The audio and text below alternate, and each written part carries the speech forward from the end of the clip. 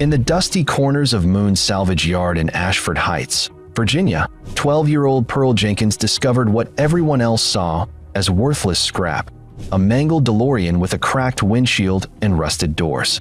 While wealthy businessman Maximilian Blackthorne prepared his exclusive million-dollar supercar race to showcase the superiority of money and privilege, Pearl quietly transformed that abandoned wreck into a revolutionary racing machine using nothing but salvaged parts.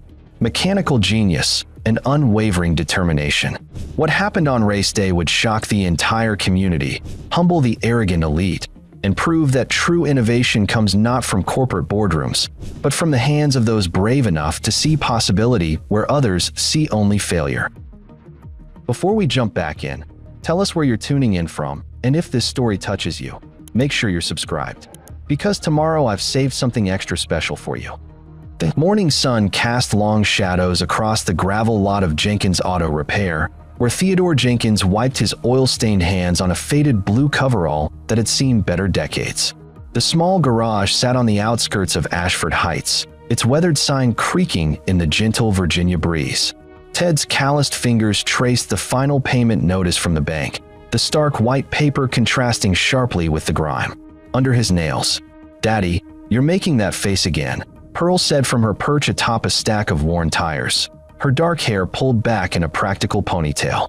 At 12, she possessed an uncanny ability to read the subtle shifts in her father's expression, a skill honed through years of watching him navigate the increasingly difficult waters of small business ownership. Ted folded the notice and slipped it into his pocket, forcing a smile that didn't quite reach his eyes. "Just thinking about Mrs. Henderson's transmission, sweetheart. Nothing for you to worry about." Pearl hopped down from the tires with the easy grace of someone who'd spent her childhood navigating automotive obstacles. The blue Buick with the grinding noise that sounds like an angry cat. "That's the one."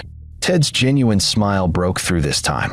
His daughter's mechanical intuition never ceased to amaze him. While other kids her age were absorbed in social media and video games, Pearl could diagnose engine problems by sound. Alone, the bell above the shop door chimed, and Lorenzo Ricci ambled in, his massive frame filling the doorway. Enzo, as everyone called him, had been Ted's closest friend since their army days, and his presence always brought a sense of stability to the small garage.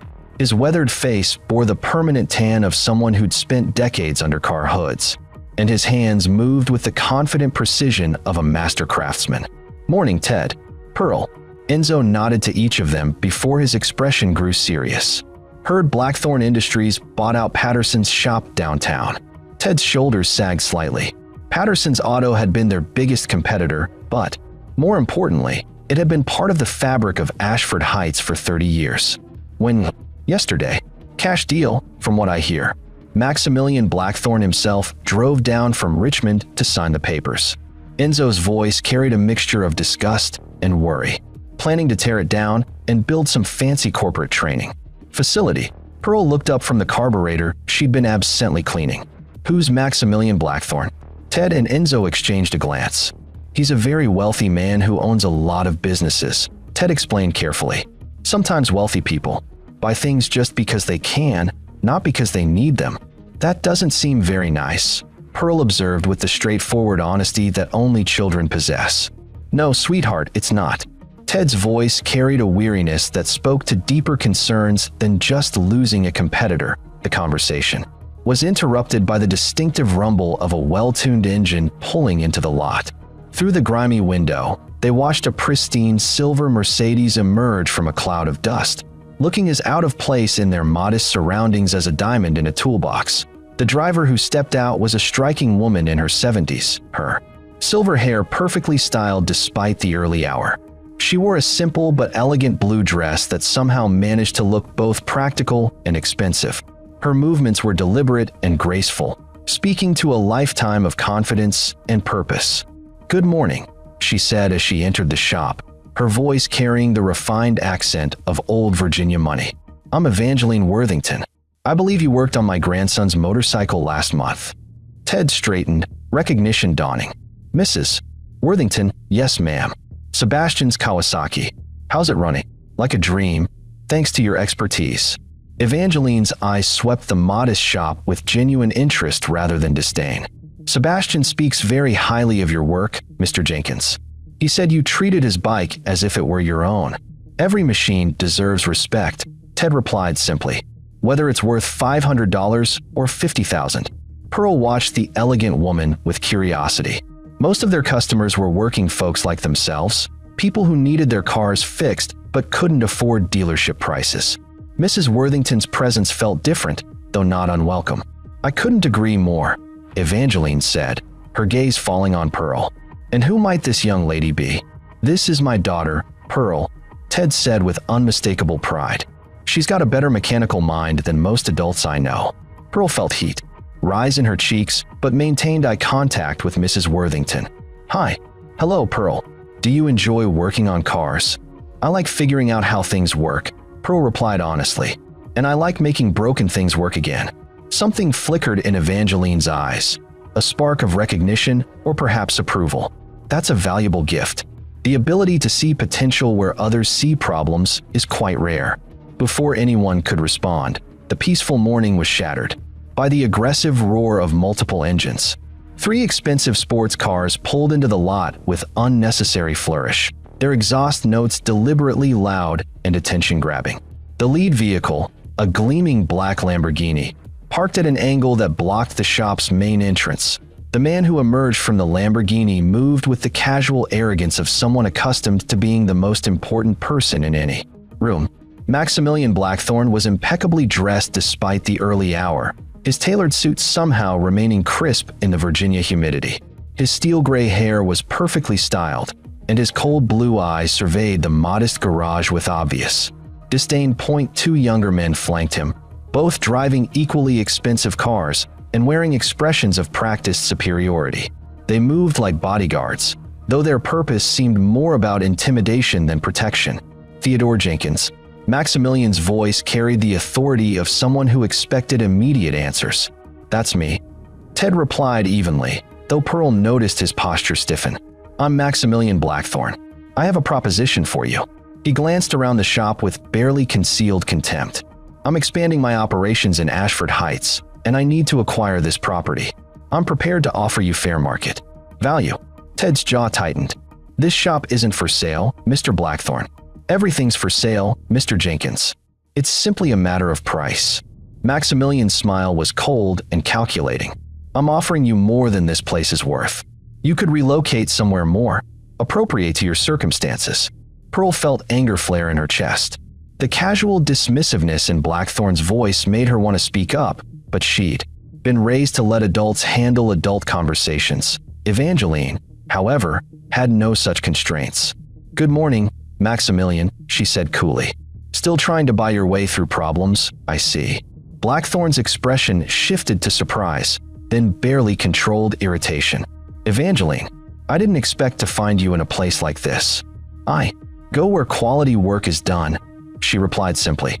Something you might consider trying sometime. The tension in the small space was palpable. Pearl looked between the adults, sensing undercurrents she didn't fully understand, but recognizing the battle lines being drawn. Mr. Jenkins, Maximilian continued, pointedly ignoring Evangeline. I'm not a patient man. This offer won't remain open indefinitely. Then you'd better find another property, Ted said firmly. Because this one belongs to my family. Maximilian's eyes narrowed. We'll see about that. He turned to leave, then paused. You should know that I'm organizing a rather exclusive racing event next month. Only the finest automobiles will be invited to participate. Vehicles representing the pinnacle of engineering and investment. His gaze swept the modest shop once more. I thought you should know what real automotive excellence looks like. With that parting shot, he and his companions swept out of the shop, their expensive cars roaring away in another unnecessary display of power and wealth. The silence that followed was heavy with unspoken thoughts. Enzo was the first to break it, spitting into the waste oil bucket with obvious disgust. Well, that was pleasant. Evangeline's expression had grown thoughtful. Maximilian hasn't changed much since prep school, she mused. Still believes that money can solve any problem and silence any opposition. You knew him in school? Pearl asked, her curiosity overcoming her usual reserve around strangers. Unfortunately, yes. He was a bully then, and apparently he's a bully now. Evangeline's gaze moved to Ted. Mr. Jenkins, what he's proposing, this racing event, it's not really about cars. It's about power, about proving that wealth equals superiority. Ted nodded grimly, and he wants to make sure everyone in town gets the message. Precisely. Evangeline was quiet for a moment, her eyes distant. You know, Pearl, when I was about your age, I met a man who taught me something very important. He said that the most revolutionary act isn't always the loudest one. Sometimes it's the quiet persistence of people who refuse to accept that things have to be the way they are. Pearl felt something stir in her chest, a mixture of excitement and determination that she couldn't quite name. What do you mean? Evangeline smiled, and for the first time since entering the shop, she looked truly at ease. I mean that if someone wants to prove that money is everything, perhaps it's time someone proved them wrong. The old woman's words hung in the air like a challenge, and Pearl found herself thinking about broken things that could be made to work again, about potential hidden in places where others saw only problems. Outside, the morning sun climbed higher over Ashford Heights, but inside the modest garage, something new was beginning to take shape, something that would soon challenge everything Maximilian Blackthorne believed about power, worth, and the nature of true excellence. As Evangeline prepared to leave, she paused at the door. Mr. Jenkins, if you ever need anything, advice, resources, or simply someone who remembers what this community used to be like, please don't hesitate to call. She handed him an elegant business card. And Pearl, remember what I said about seeing potential. It's a gift that shouldn't be wasted. After she left, Pearl turned to her father. Daddy, what's a racing event like what Mr. Blackthorne was talking about? Ted considered his answer carefully. It's usually a way for rich folks to show off their expensive toys, sweetheart. But sometimes, he looked out the window where Evangeline's Mercedes was disappearing down the dusty road. Sometimes it can be something more. Pearl nodded, though. She wasn't entirely sure what her father meant. What she did know was that something important had just happened, something that would change things in ways she couldn't yet imagine. In her young mind, an idea was beginning to form, vague and impossible, but persistent nonetheless. Later that afternoon, as she helped her father close up the shop, Pearl found herself thinking about Mrs. Worthington's words about seeing potential where others saw problems. The thought followed her home and into her dreams, where broken things became beautiful and impossible challenges transformed into extraordinary opportunities. Telling and preparing this story took us a lot of time. So if you are enjoying it, subscribe to our channel. It means a lot to us. Now, back to the story. 3 days after Maximilian Blackthorne's visit, Pearl found herself walking along the dusty road that led to Moon's salvage yard, her mind churning with thoughts she couldn't quite organize. The morning air carried the scent of honeysuckle and motor oil, a combination that had become the unofficial perfume of Ashford Heights.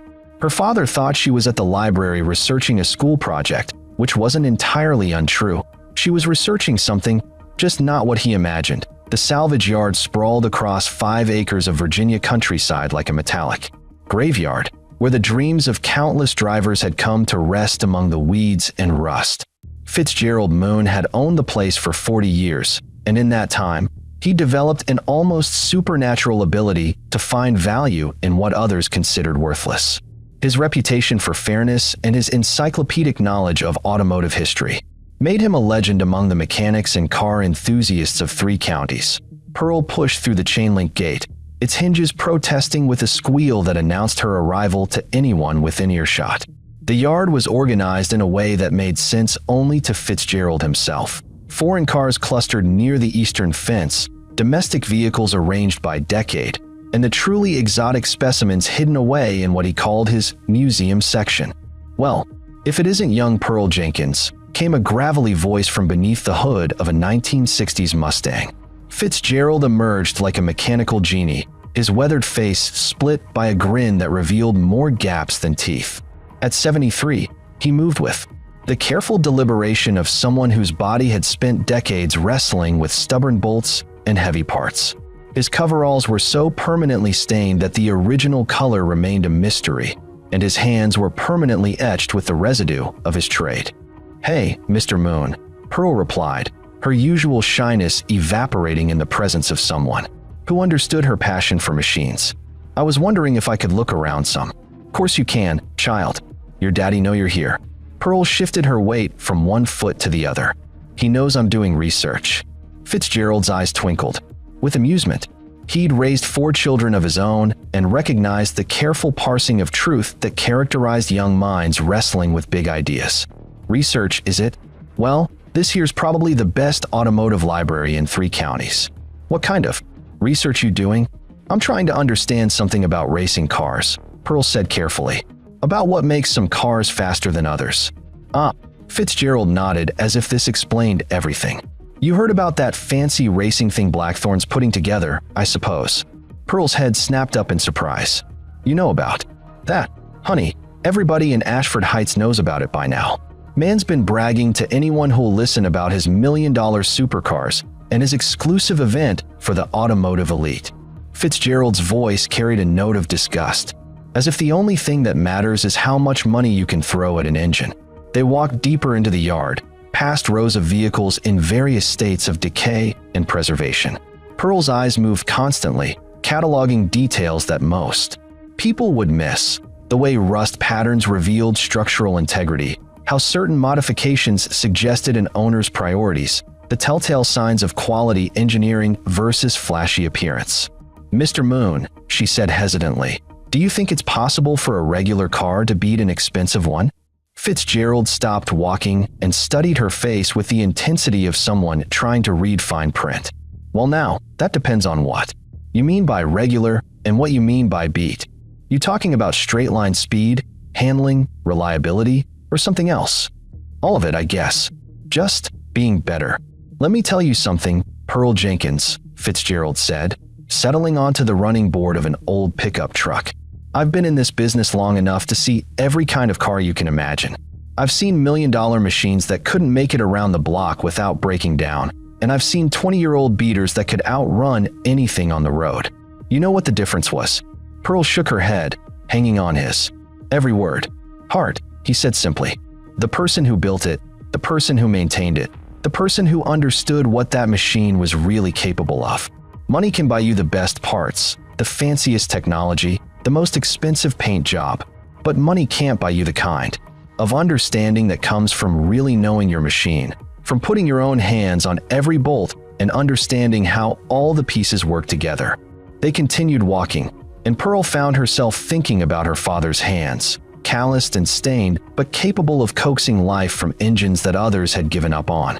She thought about the gentle way he handled even the most stubborn mechanical problems, never forcing solutions, but finding the path that worked with the machine's natural tendencies. Of course, Fitzgerald continued, it also helps to start with good bones. The right foundation can make all the difference in the world. As if summoned by his words, they rounded a corner and Pearl stopped dead in her tracks. There, partially, hidden under a paint-splattered tarp and surrounded by weeds that had grown up through the wheel wells, sat the most distinctive car shape she'd ever seen. Even covered and clearly abandoned, the low, angular profile was unmistakable. Is that a DeLorean? She whispered. Fitzgerald followed her gaze and chuckled. Good eye. Been sitting there for about 3 years now. Previous owner thought he was smarter than the engineers who designed it. Tried to improve the engine without understanding what he was messing with. Blew the motor, cracked the frame, and gave up when he realized fixing his mistakes would cost more than the car was worth. Pearl approached the vehicle as if it were a sleeping animal that might bolt if startled. She lifted the edge of the tarp and peered underneath, her breath catching at what she saw. The stainless steel body was dented and scratched, but showed no signs of rust. The distinctive gull-wing doors hung at odd angles, one partially open, revealing an interior that was dirty but intact. What's wrong with it exactly? She asked, her voice barely above a whisper. Well, like I said, the engine's shot, seized up solid. The frame's got a crack right behind the driver's seat, probably from the engine vibrations when it was failing.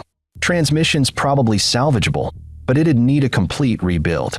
Electrical system's been hacked up pretty good where the previous owner tried to install some aftermarket modifications. Fitzgerald paused, studying Pearl's fascination with the vehicle. Why you asking? Pearl didn't answer immediately. She was running her hands along the distinctive body panels, feeling the solid construction beneath the surface damage. In her mind, she could see past the obvious problems to the elegant engineering underneath. The DeLorean had been an ambitious project, an attempt to create something truly different in an automotive landscape dominated by compromise and convention. It had failed commercially, but not because the ideas were wrong. "How much would you want for it?" she asked quietly to Fitzgerald's eyebrows shot up. "Child, this ain't exactly a go-kart we're talking about here. This thing weighs 2,700 pounds and needs about $10,000 worth of work just to run, let alone run well." "But how much?" Pearl insisted. Fitzgerald was quiet for a long moment, his experienced eyes taking in the 12-year-old girl who was staring at a broken sports car with the intensity of an engineer studying blueprints.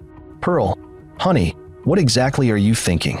Pearl turned to face him, and Fitzgerald was startled by the determination he saw in her young eyes. "I'm thinking about what you said, about heart and understanding and good bones. This car's got plenty of problems, sweetheart, more than most folks would want to tackle, but it's got good bones." Fitzgerald considered the question seriously. "Well, yeah, the basic design is sound." John DeLorean knew what he was doing when he laid out the engineering. The chassis is actually overbuilt compared to most sports cars, heavier than it needs to be, but that makes it strong. The suspension geometry is pretty sophisticated, and that stainless steel body won't rust if you leave it outside for 50 years. Pearl nodded as if this confirmed something she'd already suspected. So if someone really understood it, really took the time to fix it right, then yeah, it could be something special. Fitzgerald paused. "But Pearl, we're talking about a massive project here. This ain't something you do in your spare time with hand tools. What if I had help, and time, and access to parts?" Fitzgerald studied her face for several long moments. Finally, he sighed and shook his head. "Tell you what, you bring your daddy down here, let him take a look at this thing, and if he thinks it's something y'all want to tackle, we'll talk about price." "Fair enough." Pearl's face lit up with a smile that could have powered the salvage yard's office lights. Really, but I want his blessing on this, you understand? This ain't a toy, and I won't sell it to a child who's just dreaming about movie cars." "I understand," Pearl said solemnly. "Thank you, Mr. Moon." As they walked back toward the yard's entrance, Fitzgerald found himself stealing glances at the young girl beside him. In 40 years of running a salvage yard, he'd seen plenty of people fall in love with cars they couldn't afford or couldn't handle. But there was something different about Pearl Jenkins, a quality of attention and understanding that reminded him of the best mechanics he'd ever known. "Pearl," he said as they reached the gate, "can I ask you something?" "Sure. This research you're doing about racing cars, it wouldn't happen to have anything to do with Blackthorn's big event, would it?" Pearl considered lying, but something about Fitzgerald's weathered face invited honesty. "Maybe." Fitzgerald grinned. "Well now, that's interesting." He paused at the gate, his hand on the chain-link fence. "You know, I've seen a lot of cars in my time, and I've learned something important. The fastest car isn't always the one with the biggest engine or the most expensive parts. Sometimes it's the one built by someone who refuses to accept that things have to be the way they are." Pearl felt a familiar stirring in her chest, the same feeling she'd experienced when Evangeline Worthington had talked about seeing potential where others saw problems. "You really think the DeLorean could be fixed?" "Honey, I've seen miracles happen in garages that didn't look half as promising as your daddy's shop. The question isn't whether it can be fixed. The question is whether someone's willing to do the work." That evening, Pearl sat at the kitchen table in the small apartment above the garage, pushing her dinner around her plate while her mind raced with possibilities. The apartment was modest but comfortable, decorated with photographs that chronicled happier times when her mother had been alive and the shop had been more prosperous. Ted noticed his daughter's distraction but attributed it to preteen moodiness until she finally spoke up. "Daddy, what do you know about DeLorean cars?" Ted looked up from his own plate, surprised by the question. "DeLoreans? Well, they made them for a few years in the early 80s. Distinctive looking, with those gull-wing doors and the stainless steel body. John DeLorean was trying to build the perfect sports car, but the company went under." "What? Were they good cars?" "Potentially, yeah. The engineering was sound, but they had some quality control issues and the company ran out of money before they could work out all the bugs. Plus, They were expensive, and the economy was rough in those days. Ted studied his daughter's face. "Pearl, why are you asking about DeLoreans?" Pearl took a deep breath. "There's one at Moon's salvage yard. Mr. Moon said if you thought it was. Okay, he'd talk to us about maybe buying it." Ted's fork stopped halfway to his mouth. "Pearl, sweetheart, what would we want with a broken DeLorean?" "To fix it," she said simply. "Honey, even if we could afford to buy it, which we probably can't, fixing a car like that would cost more money than we have, and more time than I can spare with the shop struggling like it is." Pearl had anticipated this objection. But what if it wasn't just about fixing it? What if it was about proving something? Ted set down his fork and gave his daughter his full attention. "What kind of something?" Pearl struggled to find the right words. Mr. Blackthorne said that racing event was about showing off the finest. Automobiles. Cars that represent the pinnacle of engineering and investment. He made it sound like only expensive cars could be really good. Understanding began to dawn in Ted's eyes. "And you think a fixed-up DeLorean could prove him wrong?" "I think it could prove that good work matters more than money," Pearl said quietly. "That understanding machines and caring about them is more important than just buying the most expensive one you can find." Ted was quiet for a long moment, his mind working through the implications of what his daughter was suggesting. Finally, he spoke. "Pearl, even if we could make a DeLorean run, entering some kind of racing competition against million-dollar supercars, that's not exactly a fair fight. Why not? If the engineering is sound, and if someone who really understands cars works on it, why couldn't it compete?" Ted found himself thinking about the conversation they'd overheard at the shop, about Maximilian Blackthorne's casual dismissal of their modest business and everything it represented. He thought about the bank notice in his pocket and the steady erosion of everything he'd worked to build. "Tell you what," he said finally. "Tomorrow's Saturday. If you want, we can drive over to Moon's place and take a look at this DeLorean. I'm not promising anything, but I'm willing to see what we're talking about." Pearl's face lit up with such joy that Ted felt his heart constrict. His daughter had inherited her mother's optimism along with her mechanical intuition, and sometimes that combination was both inspiring and terrifying. Really. But Pearl, I want you to understand something. Even if this car could be fixed, even if we could somehow afford to do it, what you're talking about isn't just a mechanical project.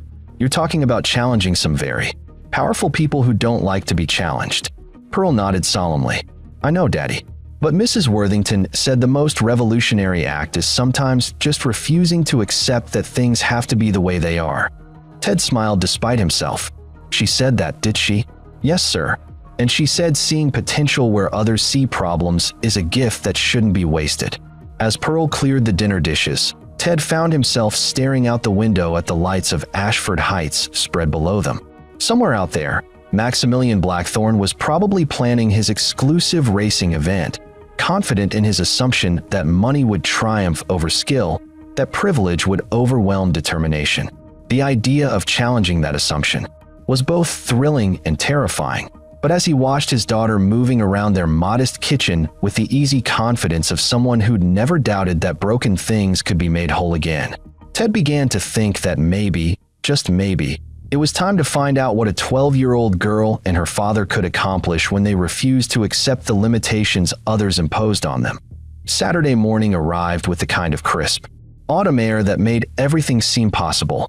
Pearl had been awake since dawn, her excitement barely contained as she helped her father load his toolbox into the back of their pickup truck. Ted moved with the methodical precision of someone who'd learned that rushing led to mistakes, but Pearl could see the curiosity in his eyes as they drove toward Moon's salvage yard. The morning light transformed the salvage yard into something almost magical, with dew sparkling on hundreds of windshields and the early sun casting long shadows between the rows of vehicles. Fitzgerald was waiting for them near the office, a steaming cup of coffee in his weathered hands and a knowing smile on his face.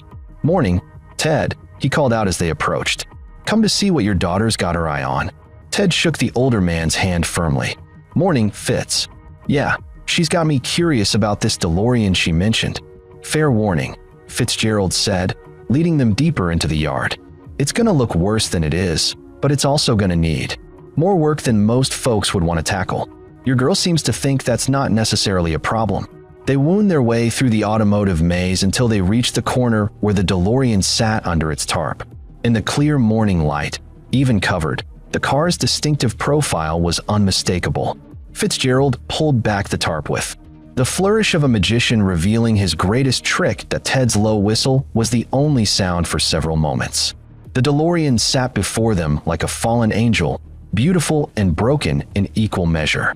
The stainless steel body caught the morning light, showing every dent and scratch, but also revealing the elegant lines that had made the car an icon. The gull-wing doors hung askew, one partially open as if the car had been caught in the middle of taking flight. "Well," Ted said finally, "it's definitely a DeLorean." Pearl was already circling the vehicle, her trained eye cataloging details that most people would miss.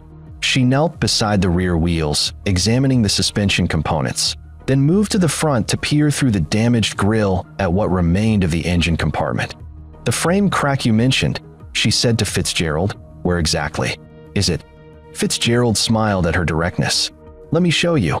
He opened the driver's side door with some effort, revealing an interior that was surprisingly intact despite years of neglect.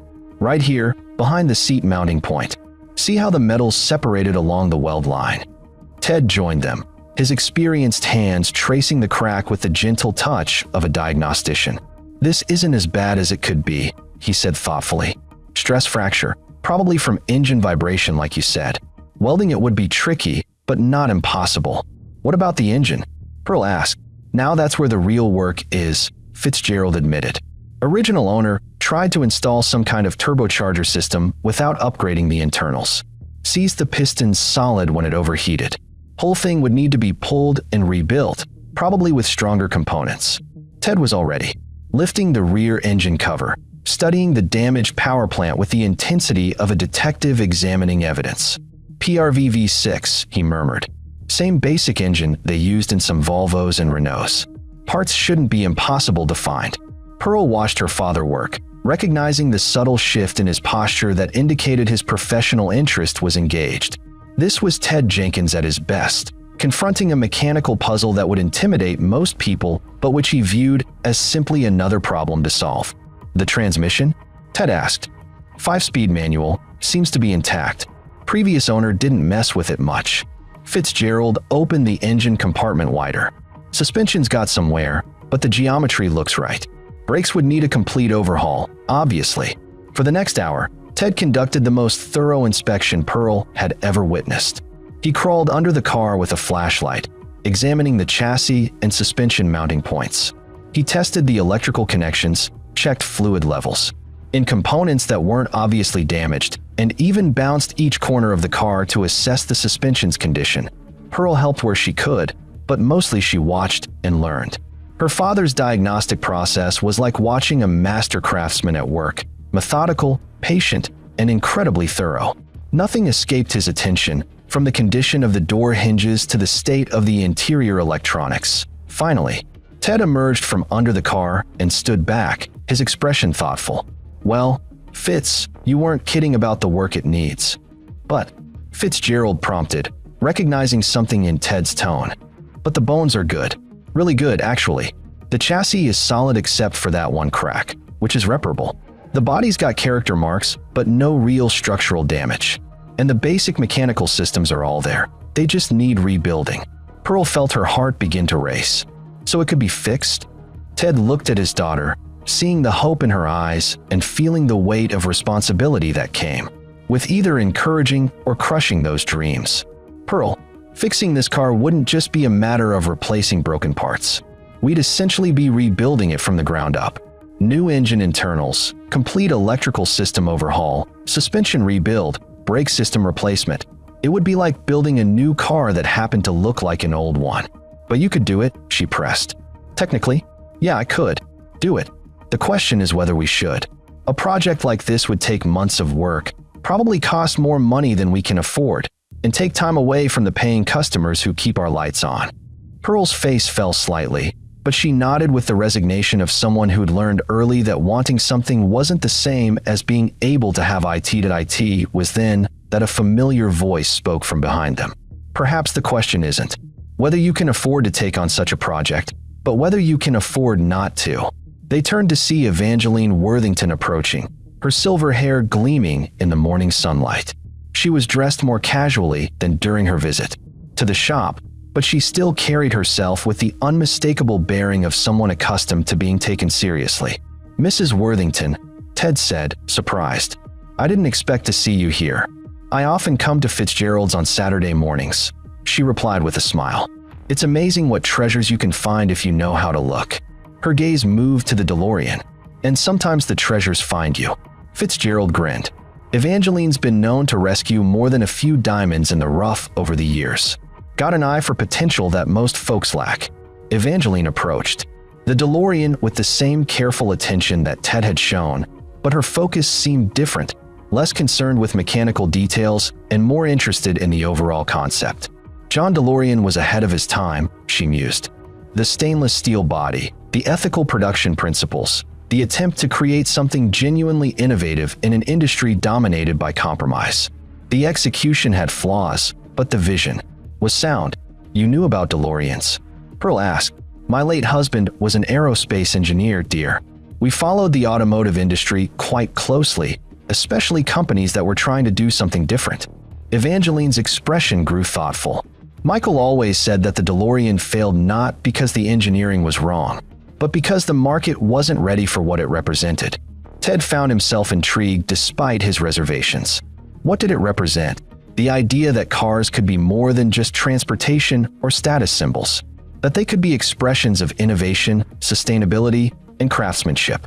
Evangeline turned to face them directly, which is why this particular car represents such an interesting opportunity. "How so?" Fitzgerald asked. "Well, if someone were to restore this vehicle properly, not just make it run, but optimize it, improve it, make it represent the best of what the original design intended, it would be a rather pointed statement about what's truly important in automotive excellence." Pearl felt the familiar stirring of excitement in her chest. "You mean like entering it in Mr. Blackthorne's racing event?" Evangeline's smile was enigmatic. "I mean like proving that vision and craftsmanship can triumph over mere financial resources." Ted was quiet for a long moment, his mind working through the implications. "Mrs. Worthington, what you're suggesting would require resources we don't have. The engine work alone would cost thousands of dollars. What if resources weren't the limiting factor?"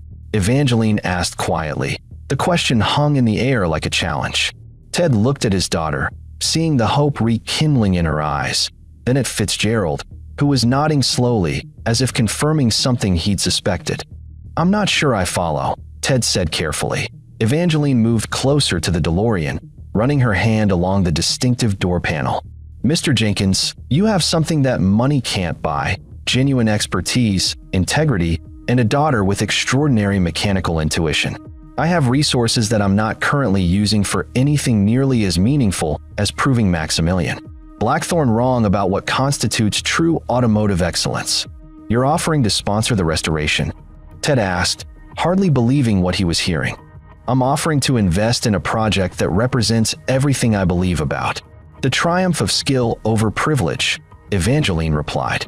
"The question is whether you're willing to accept such an investment." Pearl looked between the adults, hardly daring to breathe. The possibility that had seemed impossible just moments ago was suddenly taking on the weight of reality. Fitzgerald cleared his throat. "If it helps with your decision, Ted, I'd be willing to let this car go for parts cost. Been sitting here taking up space anyway, and I'd rather see it go to someone who'll treat it right than sell it to some collector who'll just stick it in a garage." Ted felt the weight of the moment settling on his shoulders. This wasn't just about fixing a car anymore. It was about taking a stand, making a statement, challenging assumptions that had gone unchallenged for too long. It was also about supporting his daughter's dreams in a way that felt both terrifying and absolutely right.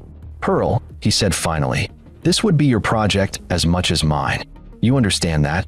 It would mean long hours, frustrating setbacks, and no guarantee of success." "I understand, Daddy. And it would mean going up against people with a lot more money and influence than we have."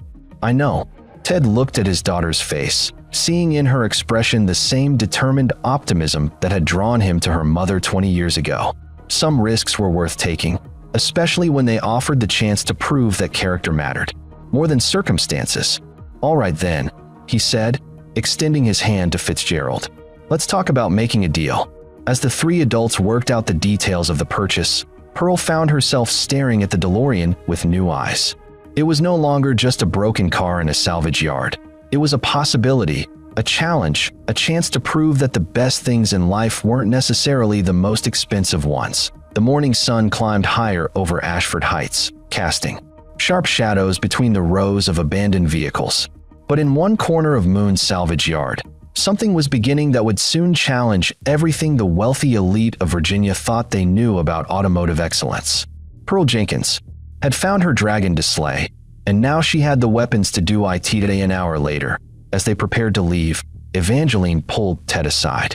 "Mr. Jenkins, I want you to understand something. This isn't charity. I genuinely believe that Pearl has a gift that shouldn't be wasted, and that this project represents something important. But it will also put you and your family in the spotlight, in ways that might not always be comfortable." Ted nodded soberly. "Blackthorn won't like being challenged." "No, he won't. And he has resources to make his displeasure known. Are you prepared for that?"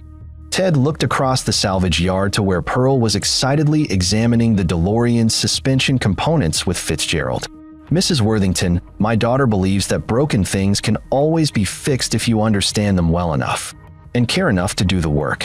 Maybe it's time someone proved that principle applies to more than just cars." Evangeline smiled. "I was hoping you'd say that. Because this is going to be about much more than building a race car. This is going to be about building something that matters."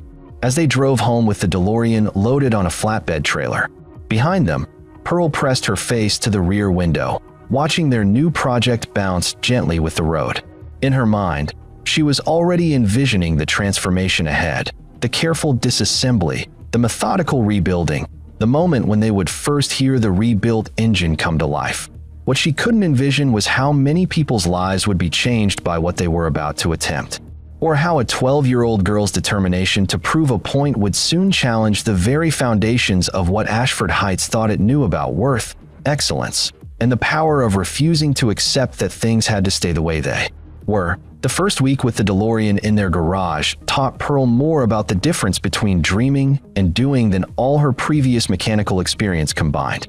What had looked like a straightforward restoration project from a distance revealed itself to be a complex puzzle with hundreds of interconnected pieces, each presenting its own unique challenges. Ted had cleared half the garage to accommodate their new project, moving paying customer cars to the outside bay despite the inconvenience. The DeLorean sat under bright work lights like a patient on an operating table, its distinctive form both beautiful and daunting in the harsh fluorescent glare. "First rule of any major restoration," Ted explained as he and Pearl began their systematic disassembly, "is to document everything before you take it apart. Because 3 months from now, you won't remember how that particular bracket was oriented or which wire went where." Pearl nodded seriously, wielding a digital camera with the intensity of a crime scene photographer. She captured every angle, every connection, every detail that might prove crucial during reassembly. Her school notebook had been repurposed as a restoration log, filled with sketches, part numbers, and observations written in her careful handwriting. Lorenzo Ricci had become a regular presence during the evening hours, his expertise invaluable when they encountered particularly stubborn components. On this particular Thursday evening, he was helping Ted extract the damaged engine while Pearl organized the growing collection of removed parts on a series of folding tables. "You know," Enzo said as they maneuvered the engine block onto a rolling stand, "I've rebuilt a lot of engines in my time, but I've never seen one quite this thoroughly destroyed by good intentions." Ted examined the seized pistons with a mixture of professional interest and dismay. Previous owner really did a number on it. Looks like he tried to run 15 pounds of boost through an engine designed for naturally aspirated operation. No wonder it grenade. Pearl looked up from the carburetor components she was cataloging. "What's boost?" "Turbocharger pressure," Ted explained. "It forces more air into the engine, which can make more power, but it also creates more heat and stress. If you don't upgrade the internal components to handle that stress, you get this." Enzo finished, gesturing at the ruined engine block. The shop door chimed, and Veronica Stone entered carrying a covered dish and wearing the kind of smile that suggested she had news to share. Pearl's shop teacher had become another regular visitor, her engineering background proving invaluable when they encountered problems that required more theoretical knowledge than practical experience could provide. "Evening, everyone," Veronica said, setting the dish on Ted's workbench. "Dorothy's famous chili, courtesy of my neighbor who insists that people doing important work need proper nutrition." Ted wiped his hands on a shop rag and lifted the corner of the foil covering. The rich aroma of slow-cooked beef and spices filled the garage. "That's very kind of her. And you, for bringing it." "Actually, I have an ulterior motive," Veronica admitted. "I wanted to check on your progress and share some interesting news from school." Pearl's attention was immediately captured. "What kind of news?" "Well, it seems word of your project has spread beyond Ashford Heights. I got a call today from Dr. Patricia Mills at Virginia Tech's engineering department. She's heard about a 12-year-old girl rebuilding a DeLorean to race against supercars, and she's very interested in meeting you." Ted frowned slightly. How did word get that far already? Veronica's expression grew more serious. "That's the concerning part. Apparently, someone's been talking to reporters. There was a small item in the Richmond Times-Dispatch this morning about local mechanic's daughter taking on automotive elite. Nothing too detailed, but enough to get people's attention." Pearl felt a mixture of excitement and nervousness. "Is that good or bad?" "Depends on your perspective," Enzo said grimly. "Good if you want support from people who appreciate what you're trying to do. Bad if you prefer not to have Maximilian Blackthorne paying too much attention to your activities." As if summoned by the mention of his name, the sound of expensive engines filled the evening air outside the garage. Through the open bay door, they watched 3 luxury vehicles pull into the lot with the same aggressive display of wealth that had marked Blackthorne's previous visit. Speaking of attention, Ted muttered, moving protectively closer to Pearl. Maximilian Blackthorne emerged from his Lamborghini with the studied casualness of someone who'd practiced making dramatic entrances. He was accompanied by 2 men Pearl didn't recognize, one middle-aged with the bearing of a corporate executive, the other younger and athletic in the way that suggested expensive personal trainers and exclusive gym memberships. "Mr. Jenkins," Blackthorne said as he entered the garage, his cold eyes immediately finding the partially disassembled DeLorean. "I understand congratulations are in order. You've apparently decided to enter my racing event." Ted stepped forward, positioning himself between Blackthorne and his daughter. "We haven't made any final decisions about that yet." "Haven't you?" Blackthorne's smile was sharp as a blade. "Because according to the morning newspaper, your daughter is already building a race car specifically to compete against million-dollar supercars. I assume that refers to my event, since it's the only such competition scheduled in this area." The man beside Blackthorne stepped forward. "I'm Richard Sterling, Mr. Blackthorne's attorney. We're here because there seems to be some confusion about the nature of Mr. Blackthorne's racing event." Veronica moved to stand beside Ted, her teacher's instincts recognizing a confrontation that was about to involve her student. "What kind of confusion?" "The kind that involves unauthorized persons attempting to participate in a private, invitation-only event," Sterling replied smoothly. "Mr. Blackthorne's racing exhibition is strictly limited to vehicles that meet specific criteria for engineering excellence and investment value." Pearl felt anger flare in her chest. "You mean only expensive cars are allowed?" The younger man with Blackthorne laughed dismissively. "Kid, we're talking about machines worth more than most people's houses. This isn't some county fair demolition derby." "Tommy," Blackthorne said quietly, but there was warning in his voice. The younger man stepped back, chastened. Pearl looked at the young man more carefully, recognizing something familiar in his features. "Are you Sebastian Worthington?" Tommy's expression shifted to surprise. "You know Sebastian? He's Mrs. Worthington's grandson. She mentioned him when she came to our shop." Something complicated passed across Tommy's face at the mention of his grandmother. Blackthorne noticed the exchange, and his eyes narrowed. "Your grandmother has interesting taste in mechanics, Tommy," Blackthorne said with deliberate casualness. "I trust her judgment hasn't influenced your perspective on this situation." Tommy's jaw tightened. "My grandmother appreciates quality work regardless of the setting." The tension in the garage was becoming palpable. Enzo had moved to flank Blackthorne's group, his massive frame making the space feel suddenly smaller. Veronica had her phone in her hand, though whether she intended to call for help or document what was happening wasn't clear. "Mr. Blackthorne," Ted said firmly, If your event is private and invitation only, then there's no problem. We never asked to be included. But you are building a race car, Sterling pressed. The newspaper article specifically mentions racing against supercars. We're restoring a classic automobile, Ted replied carefully. What we do with it after that is our business. Blackthorne approached the DeLorean, his expression one of condescending amusement. This is what you consider capable of competing with a McLaren P1? A Bugatti Chiron? Machines representing decades of cutting-edge engineering and millions of dollars in development. Pearl stepped forward before Ted could stop her. The DeLorean was innovative too. Stainless steel body, ethical manufacturing, gull-wing doors, rear-mounted engine. Just because it didn't cost $1 million doesn't mean it wasn't well-engineered. Blackthorne's cold smile widened. Child, there's a difference between innovation and effectiveness. Between interesting ideas and actual performance. Your little car here might be charming once you get it running, but it will never be competitive with real supercars. How do you know? Pearl challenged, her voice steady despite the intimidating presence of the adults surrounding her. Because I understand automotive engineering at a level you couldn't possibly comprehend. Because I've invested more money in single engines than your father makes in 5 years. Because excellence requires resources that simply aren't available in places like this. The dismissive contempt in Blackthorne's voice was like gasoline on the fire of Pearl's determination. Mrs. Worthington says the most revolutionary act is refusing to accept that things have to be the way they are. At the mention of Evangeline, something shifted in the dynamic. Both Blackthorne and Tommy reacted, though in different ways. Tommy's expression became more thoughtful, while Blackthorne's grew darker.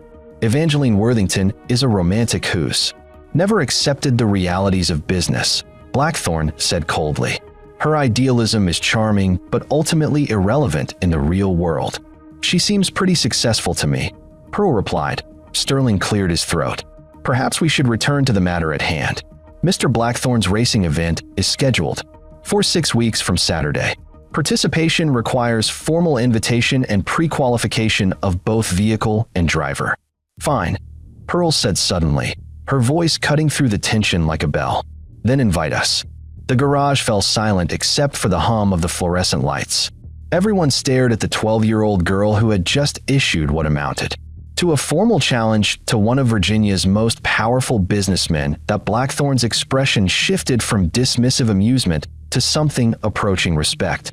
Excuse me, invite us to your racing event, Pearl repeated, her voice gaining strength. If it's really about automotive excellence, then let us prove what excellence looks like when it comes from understanding and craftsmanship instead of just money. Ted felt his heart race with pride and terror in equal measure.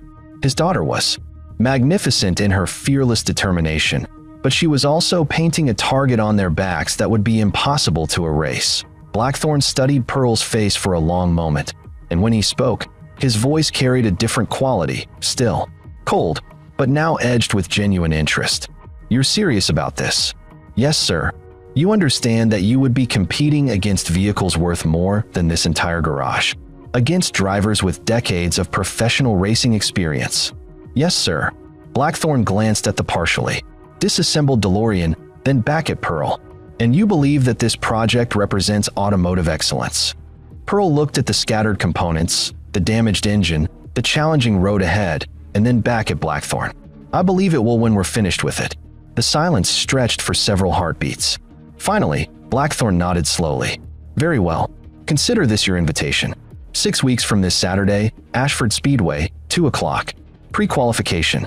Inspection at noon. He paused, his smile returning, but now carrying a different edge. I look forward to demonstrating the difference between ambition and capability. As Blackthorne and his entourage prepared to leave, Tommy lingered for a moment. For what it's worth, he said quietly to Pearl, my grandmother thinks you're pretty special. And she's usually right about people. After they left, the garage felt simultaneously larger and smaller. Larger because the oppressive presence was gone. Smaller because the magnitude of what Pearl had just committed them to was beginning to sink in. Well, Enzo said finally, that was interesting. Veronica was staring at Pearl with a mixture of admiration and concern. Pearl, do you understand what you just did? Pearl nodded, though her hands were trembling slightly with the aftermath of adrenaline.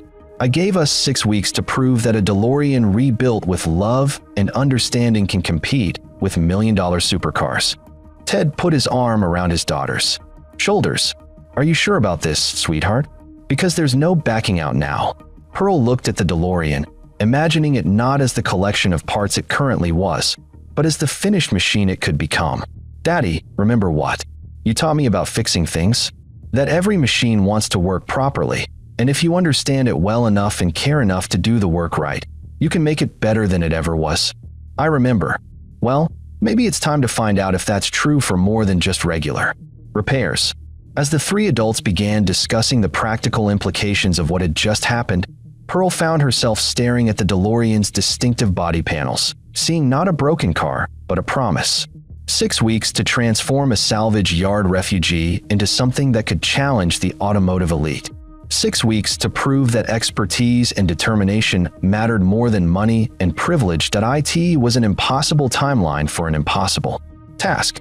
But as Pearl picked up her wrench and returned to work, she discovered that impossible was just another word for a challenge that hadn't been properly understood yet. And understanding difficult things, after all, was what she did best. The transformation of Jenkins Auto Repair over the following 2 weeks was nothing short of remarkable. What had been a modest 2-bay garage struggling to stay afloat became the epicenter of a community effort that surprised even Ted with its scope and intensity. Word of Pearl's challenge had spread through Ashford Heights like wildfire, and the response had been overwhelmingly supportive. Dr. Felicity Ward was the first unexpected volunteer, arriving on a Tuesday evening with a thermos of coffee and a confession. I've always been fascinated by mechanical systems, she admitted as she watched Pearl carefully disassemble the DeLorean's suspension components. Medical school doesn't leave much time for automotive hobbies, but I'd love to help. If there's anything a physician's precision might contribute. Her steady hands proved invaluable for the delicate work of cleaning and cataloging small components, and her analytical mind helped Pearl think through problems with a systematic approach that complemented her intuitive understanding of mechanical systems. Sheriff Tobias Grant surprised everyone by stopping by during his evening patrol, not to investigate complaints, but to offer assistance. My dad was a mechanic, he explained somewhat sheepishly. Taught me a thing or two about engines before I decided on law enforcement. Figured you might need some help with the heavier work. Even Cordelia Frost, the elderly diner owner, had begun closing her restaurant an hour early to bring dinner to the volunteer crew. Can't have people doing the Lord's work on empty stomachs, she declared, setting down containers of her famous pot roast and fresh-baked bread. But it was Evangeline Worthington's arrival on Wednesday evening that truly accelerated their progress. She didn't come empty-handed. Behind her silver Mercedes, a delivery truck pulled into the lot carrying what appeared to be a small fortune in automotive equipment and parts. I took the liberty of ordering some items that might prove useful, she said with characteristic understatement as workers began unloading a professional engine hoist, precision measuring tools, and boxes of components that Ted recognized as high-performance racing parts. Pearl stared at the collection with wide eyes. Mrs. Worthington, this stuff must have cost investment capital, Evangeline interrupted gently. When you're building something revolutionary, you use the best available tools and materials. Besides, I have it on good authority that these particular components are exactly what's needed to transform a damaged DeLorean into something quite extraordinary. Ted examined the engine components with growing amazement. These aren't stock replacement parts. These are custom-machined racing internals. Indeed, forged pistons rated for significantly higher compression and boost pressure, balanced and blueprint connecting rods, a crankshaft designed for sustained high RPM operation. Evangeline's technical knowledge was clearly deeper than she'd previously revealed. I may have made a few calls to some old contacts in the aerospace industry who've since moved into automotive performance consulting. Pearl felt her excitement building as she began to understand the implications. You mean we're not just fixing the original engine, we're making it better? Much better, Evangeline confirmed. The original DeLorean was handicapped by emissions, regulations, and cost constraints that prevented it from achieving its full potential. We're going to discover what John DeLorean's vision might have accomplished with unlimited resources and modern technology. The work that followed was the most intensive educational experience of Pearl's life. Under her father's patient guidance and with input from their growing team of volunteers, she learned to use precision measuring instruments, understand the relationship between compression ratios and power output, and appreciate the careful balance required between performance and reliability. Veronica Stone proved to be an invaluable bridge between theoretical knowledge and practical application. The key to turbocharging, she explained as they planned the forced induction system, is managing heat and pressure efficiently. Too little boost, and you're not gaining anything. Too much, and you destroy the engine like the previous owner did. So, how do we find the right balance? Pearl asked, her notebook open and ready. Careful calculation, conservative initial settings, and gradual testing, Ted answered. We'll build in safety margins at every step, then tune the system incrementally, until we find the optimal performance envelope. The evenings took on a rhythm that felt almost magical to Pearl. After school, she would race to the garage where she'd find various volunteers already at work. Dr. Ward methodically cleaning and organizing components, Sheriff Grant wrestling. With stubborn mechanical connections, Veronica calculating optimal gear ratios on her laptop, and always Evangeline, moving between workstations with the quiet authority of someone accustomed to managing complex projects done on Friday evening. As they prepared to install the rebuilt engine, an unexpected visitor arrived.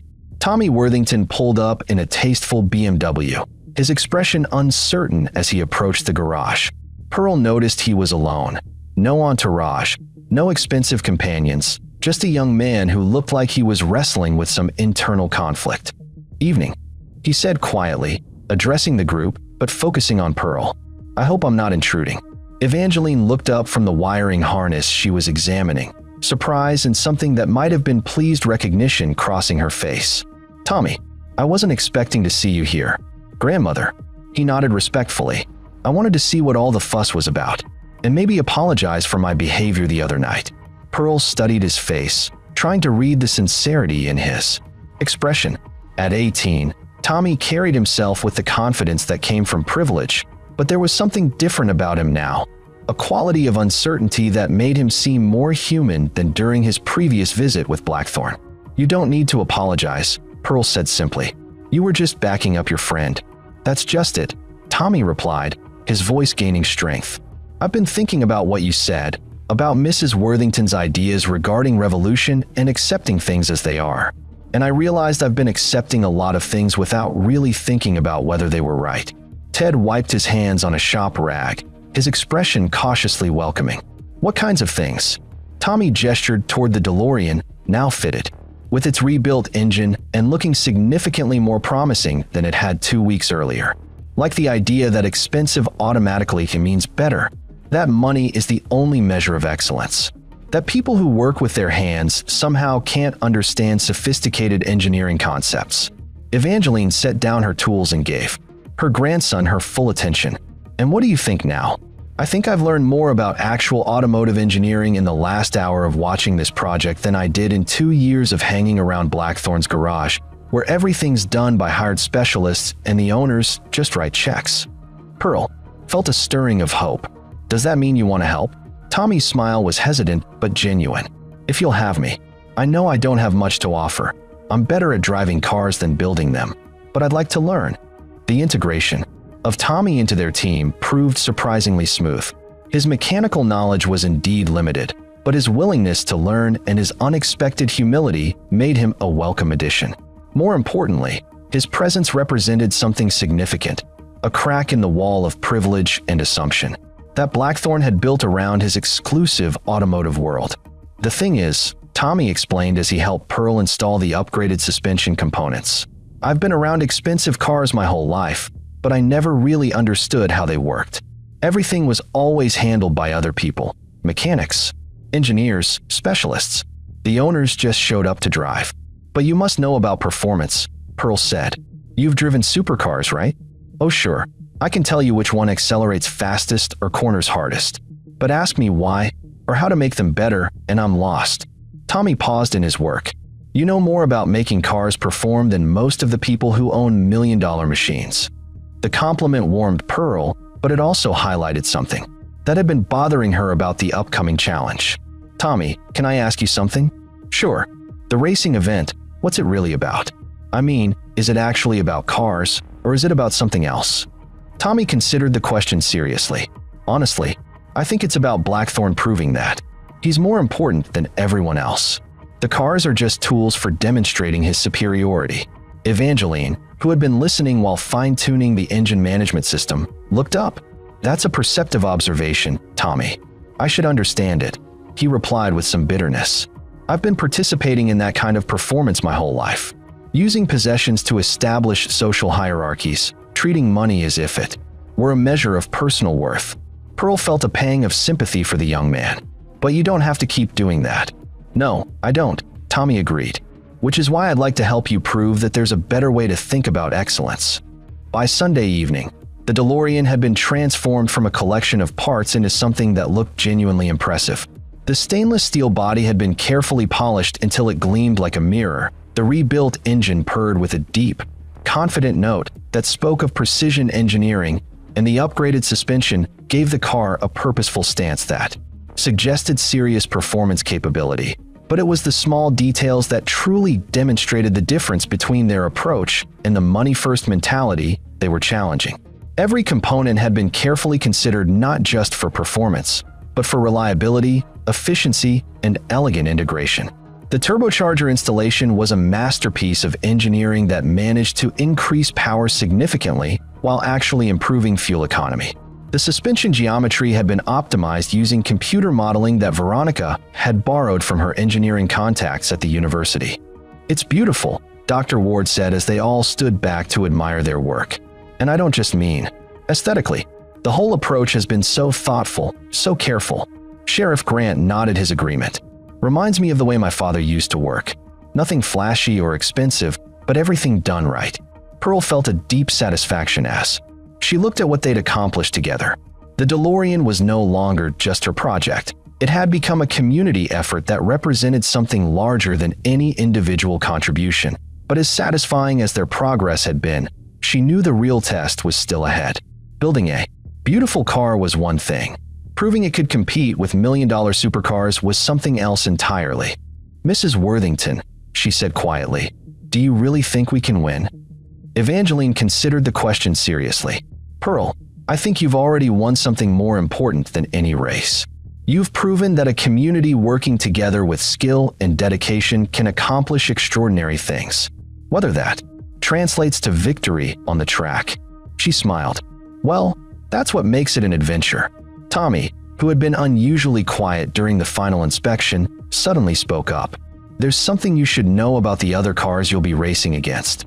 The garage fell silent, everyone sensing the importance of what he was about to say. Blackthorn hasn't just invited random supercar owners.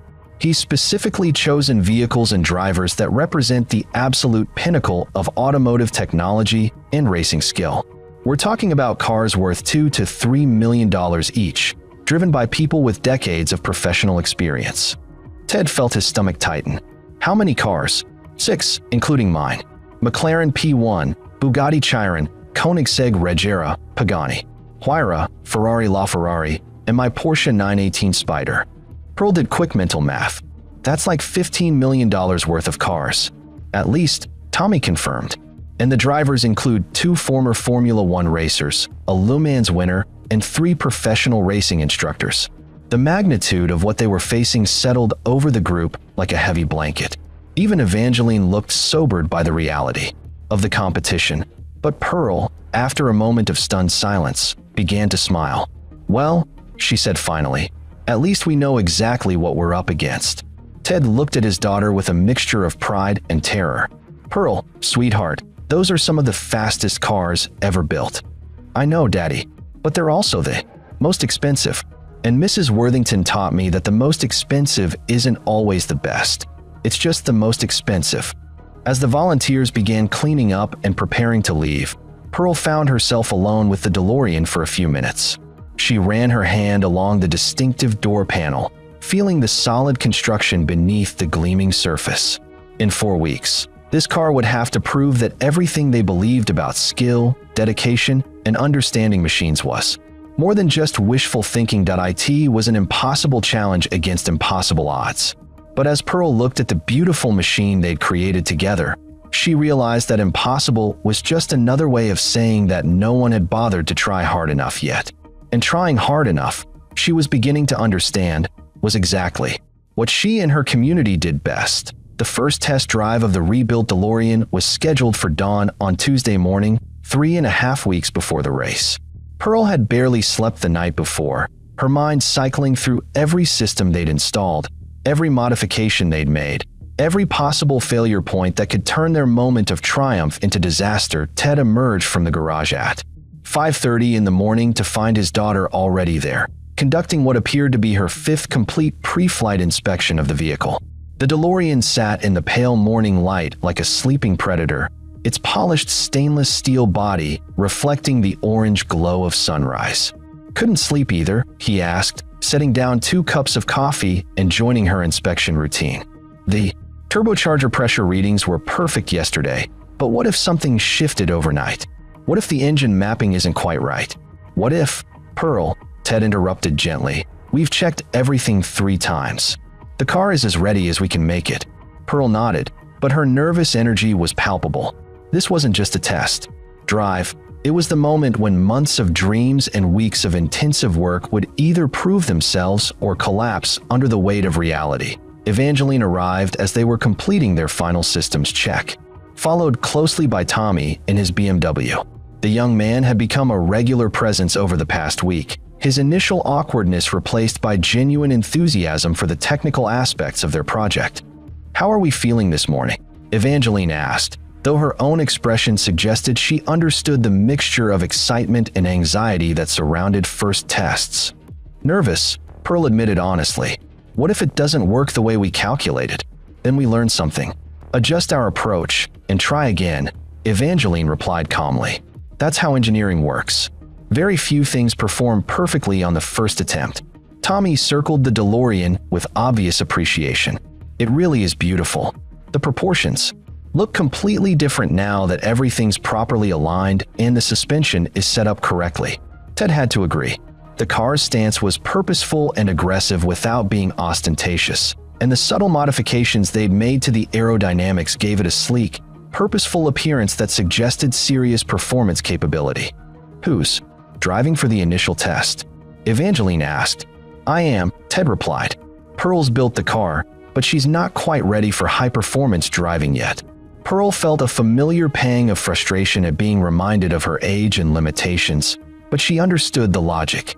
Building the car and driving it competitively were different skills, and while she developed considerable expertise in the first area, the second would require experience she simply didn't have yet. The test route Ted had chosen was a winding section of mountain road 15 minutes outside Ashford Heights, far enough from town to avoid traffic, but close enough to reach help if something went wrong.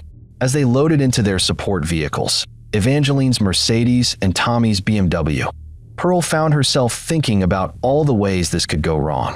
"Hey," Tommy said quietly as they followed Ted toward the test location, "you know this is going to work, right?" "How can you be sure?" "Because I've never seen anything built with as much care and attention as you've put into this car. Every single component has been considered, tested, and optimized. That kind of thoroughness usually translates to success." Pearl appreciated his confidence, but she wouldn't truly believe in their success until she saw the DeLorean performing as intended. The mountain road stretched before them like a ribbon of asphalt threading through Virginia forest, its curves and elevation changes providing the perfect test bed for their suspension and engine modifications. Ted positioned the DeLorean at the starting point, while the others found observation positions at strategic locations along the route. "Radio check," came Ted's voice through the handheld radios they'd brought for communication. "Copy, Dad. All systems show green." Pearl watched from her vantage point as the DeLorean rolled slowly forward, Ted taking his time to feel the car's responses at low speed before committing to more aggressive driving. Even from a distance, she could see that something was different about the way it moved, more precise, more controlled than she'd expected. Then Ted found a straight section and pressed the accelerator harder. The sound that reached them was nothing like the original DeLorean's modest exhaust note.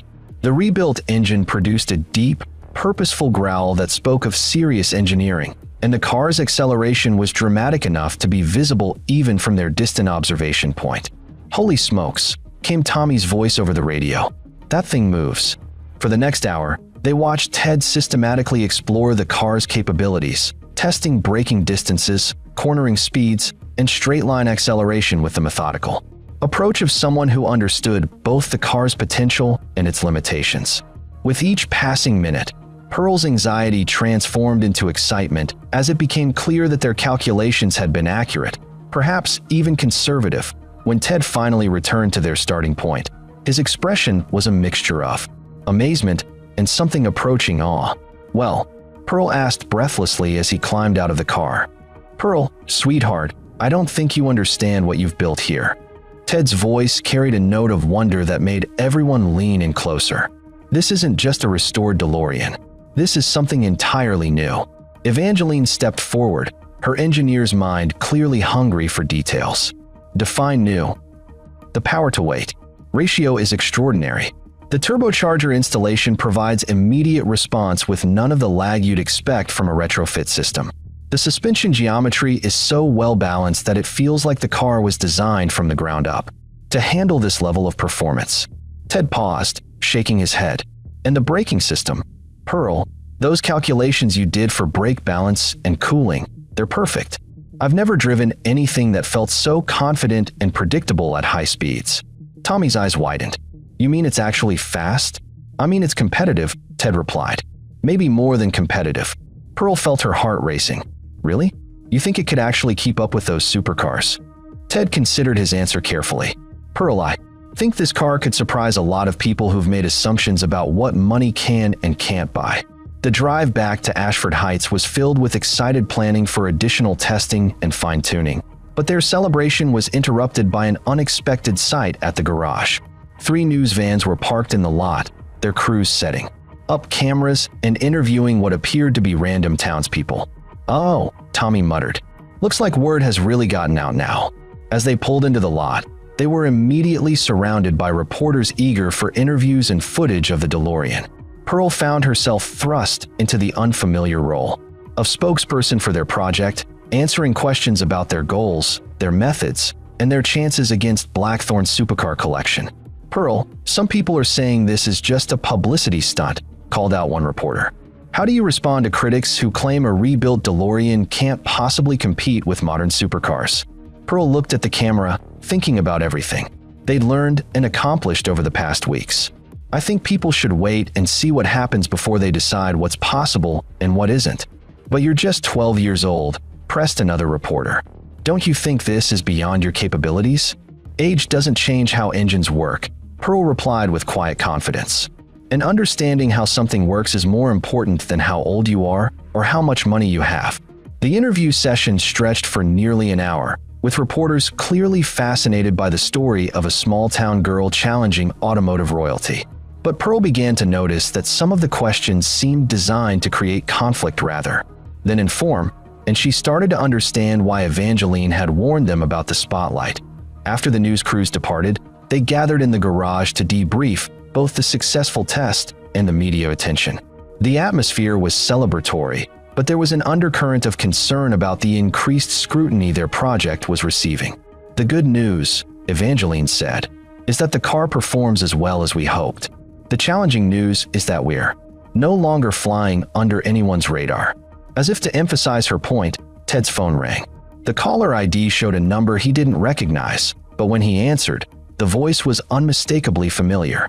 "Mr. Jenkins, this is Maximilian Blackthorn.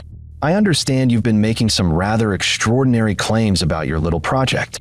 Ted put the phone on speaker so the others could hear. "Mr. Blackthorn, we haven't made any claims. We've just been working on our car. According to the evening news, you've built something capable of surprising people who've made assumptions about what money can and can't buy. That sounds like a claim to me." Pearl stepped closer to the phone. "Mr. Blackthorn, it's just what we think based on our testing. We won't know for sure until race day." "Indeed we won't," Blackthorn replied, his voice carrying a cold amusement. "Which is why I'm calling to inform you that I've made some adjustments to the event format." Ted felt his stomach tighten. "What kind of adjustments?" "Well, Given the extraordinary media attention your participation has generated, I've decided to make this a more comprehensive demonstration of automotive excellence. Instead of a simple time trial, we'll be conducting a multi-stage competition. Straight-line acceleration, road course lap times, and a final endurance segment to test both speed and reliability. Pearl frowned. That sounds like it favors cars with the biggest engines and the most sophisticated technology. It favors cars that represent true automotive excellence. Blackthorn corrected smoothly, which should give you ample opportunity to demonstrate whether your approach to engineering is as effective as you claim. After he hung up, the garage fell silent as they processed the implications of the format change. He's trying to stack the deck, Tommy said finally. Multiple disciplines favor cars with the most advanced technology and the highest power outputs. Evangeline nodded grimly. It's a classic response to an unexpected challenge. Change the rules to favor your strengths. Pearl felt a familiar surge of determination. Then we'll just have to prove that good engineering works in any format. Ted looked at his daughter with a mixture of pride and concern. Pearl, this makes things significantly more difficult. Endurance racing puts tremendous stress on every system. If anything fails, then we make sure nothing fails, Pearl interrupted. We've built this car to be reliable as well as fast. Maybe that'll be our advantage. Over the following days, they modified their testing program to address the new competition format. The DeLorean performed flawlessly in acceleration tests, its power-to-weight ratio allowing it to match or exceed the performance of much more expensive machines. The road course sessions revealed handling characteristics that impressed even Tommy, whose experience with high-performance cars provided valuable perspective, but it was during endurance testing that the true character of their build became apparent. While supercars were designed for maximum performance in short bursts, the DeLorean's careful engineering provided consistent, reliable performance over extended periods. The cooling systems they designed to handle boost pressure proved equally effective at managing heat during sustained high-speed operation. This is what Blackthorn doesn't understand, Evangeline observed as they reviewed data from a 2-hour test session. He's conflating peak performance with overall capability. Sometimes the tortoise really does beat the hare. Pearl nodded, but her mind was already moving ahead to race day and the moment when theory would finally meet reality. They'd built something extraordinary, proven its capabilities in testing, and attracted attention far beyond anything they'd expected. Now all that remained was to demonstrate that sometimes the most revolutionary act really was refusing to accept.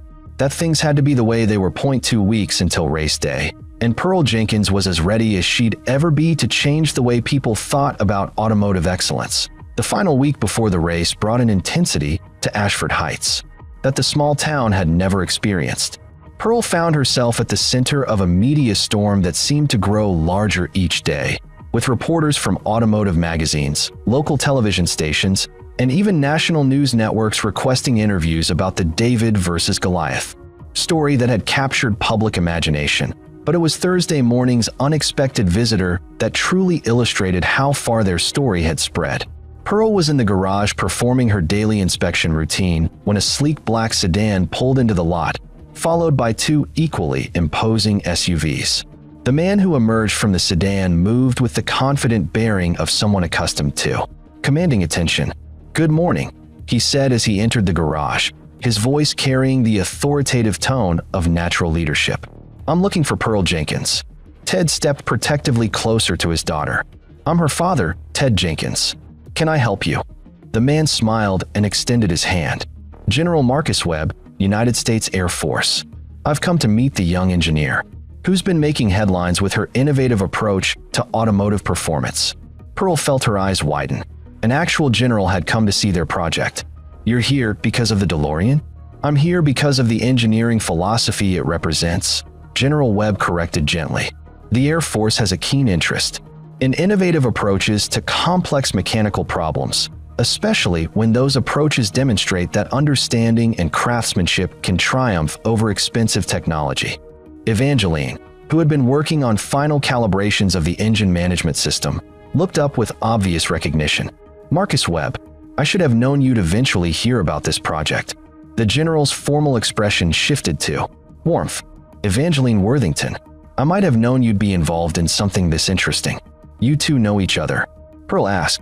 "The general's wife was one of my students at MIT 30 years ago," Evangeline explained, "before she became one of NASA's leading propulsion engineers." General Webb nodded. "Sarah speaks very highly of her former professor. When I heard about a 12-year-old girl applying aerospace engineering principles to automotive performance, I knew I had to see this for myself." For the next hour, the general conducted what felt like a technical debriefing, asking detailed questions about their design choices, manufacturing processes, and performance optimization strategies. His questions were sophisticated enough to challenge even Evangeline's extensive knowledge, and Pearl found herself drawing on everything she'd learned over the past months to provide adequate answers.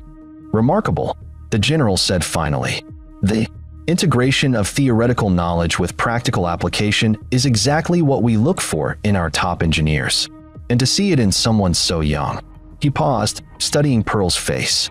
"Have you given any thought to your future educational plans?" Pearl glanced at her father, uncertain how to respond to such a question from such an imposing figure. "I like learning about how things work. I guess I'd like to study engineering someday." "I think that can be arranged," General Webb said with a smile. "The Air Force Academy has programs for exceptional young people who demonstrate the kind of innovative thinking you've shown here. When you're ready, I'd be honored to provide a recommendation." After the general departed, Pearl felt simultaneously thrilled and overwhelmed by the magnitude of what was happening around her. What had started as a simple desire to prove a point about automotive excellence had somehow become a symbol of something much larger. But it was Friday afternoon's developments that truly illustrated how high the stakes had become. Pearl was conducting final systems checks when Sheriff Grant's patrol car pulled into the lot, followed by two vehicles she didn't recognize, a black BMW and a silver Audi, both with government license plates. Sheriff Grant approached with his official expression in place, though Pearl could see concern in his eyes. "Ted, Pearl, these gentlemen are from the State Racing Commission. They're here to conduct a pre-competition inspection." The two officials who emerged from the government vehicles carried themselves with bureaucratic authority, their clipboards and measuring instruments suggesting a very thorough investigation was about to begin. "I'm Inspector Davis. This is Inspector Martinez," the older man announced. "We're here to verify that your vehicle meets all applicable safety and performance regulations for the upcoming competition." Ted frowned. "This is a private event on private property. Since when does the State Racing Commission have jurisdiction over that?" Since certain parties expressed concerns about potential safety violations and unfair competitive advantages, Inspector Martinez replied smoothly. "We're here to ensure that all participants are operating under the same regulatory framework."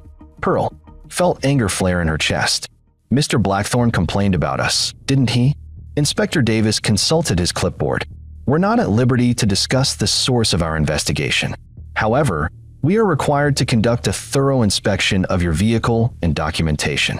What followed was the most intensive examination Pearl had ever witnessed. The inspectors measured every component, photographed every modification, and demanded documentation for every part they'd installed. They tested emission levels, noise outputs, and safety equipment with the thoroughness of people looking for violations rather than verifying compliance. "This turbocharger installation," Inspector Martinez said, pointing to their carefully engineered forced induction system. "Do you have EPA certification for this configuration?" Evangeline stepped forward, her voice carrying the authority of someone accustomed to dealing with government bureaucracy. "The vehicle is being used for closed-course competition only, which exempts it from EPA regulations. Additionally, the modifications actually improve fuel efficiency and reduce emissions compared to the original configuration." "We'll need to verify that," Davis replied. "And this engine management system, is it certified for automotive use?" "It's aerospace-grade equipment adapted for automotive application," Ted answered. "Same basic technology used in military aircraft engines." The inspection continued for 3 hours, with the officials clearly determined to find some violation that would disqualify their entry. But Evangeline's meticulous documentation and their careful attention to both safety and legal compliance left little room for official objection. Finally, Inspector Davis signed the necessary paperwork with obvious reluctance. "Your vehicle meets current regulatory requirements," he admitted. However, we'll be conducting additional inspections on race day to ensure continued compliance. After the officials departed, the garage fell silent except for the hum of fluorescent lights and the distant sounds of traffic on Main Street. That was intimidation, pure and simple, Sheriff Grant said grimly.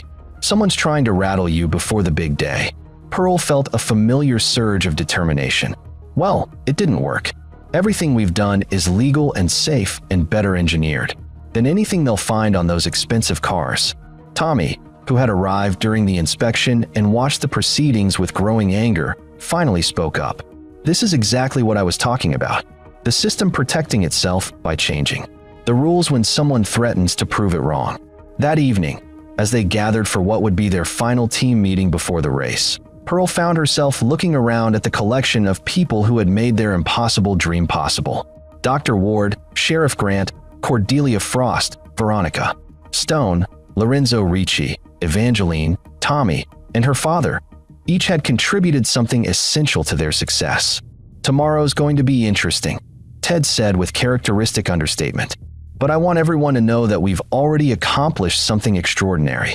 Regardless of what happens on the track, we've proven that dedication and understanding can create something remarkable. We've also proven that the automotive establishment takes us seriously enough to try to stop us, Evangeline added with grim satisfaction, which means they recognize we represent a genuine threat to their assumptions. Pearl stood up, feeling the weight of everyone's expectations, but also the strength that came from their support. I want to thank all of you for believing in this project and helping make it real. Tomorrow, we're not just racing a car, we're racing an idea. The idea that excellence comes from understanding and craftsmanship, not just money and technology. Cordelia Frost wiped her eyes with her apron. Honey, you've already won where it matters most. You've reminded this whole community what we're capable of when we work together. Dr. Ward nodded. And you've inspired a lot of young people to think differently about what's possible in their own lives. As the meeting broke up and people prepared to leave, Tommy approached Pearl with an expression of serious determination. Pearl, there's something I need to tell you about tomorrow. What is it? Blackthorn's been putting pressure on the other drivers, promising bonuses for victories, making it clear that beating you isn't just about racing, it's about proving a point. The competition's going to be more intense than you might expect. Pearl felt a chill of apprehension. Are you saying they're going to try to cheat? I'm saying they're going to do everything legally possible to ensure you don't win.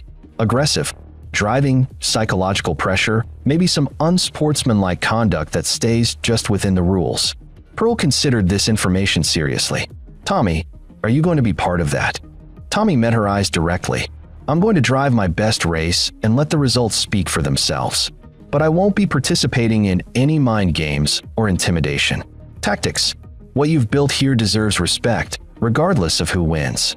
That night, as Pearl lay in bed listening to the familiar sounds of Ashford Heights settling into evening quiet, she found herself thinking about everything that had led to this moment.